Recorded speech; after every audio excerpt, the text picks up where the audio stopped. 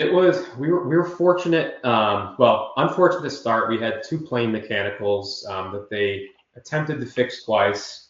So after two attempts, we're pushing 2 in the morning at this point, we were informed that they couldn't fix it that evening and would basically have to bring in a new plane the following day, and a new flight crew because the flight crew was ready to the Out pilots of were ready to time. time out. Yeah. So once the first plane mechanical happened, look, best case scenario, they fix it and you proceed to Washington, D.C. But Mike Roach and myself, we're just working on contingency planning. And, I think Mike was the superstar and the MVP in this scenario. He called the bus driver right away and told him to stay close, and just make sure that we were okay, the bus driver in Cincinnati.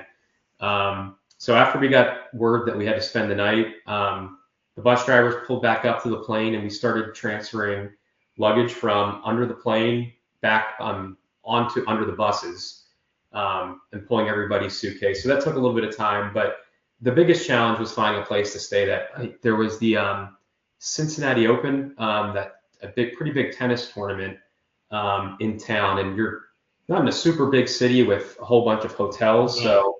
So we've been making several phone calls, and by a small miracle, there was a Marriott Convention Center hotel not far from where we were staying that had a little over 60 rooms that could accommodate a majority of our travel party staff. When I say majority, we did have a few people that had to, staff members, no players, but that had to double up for that night.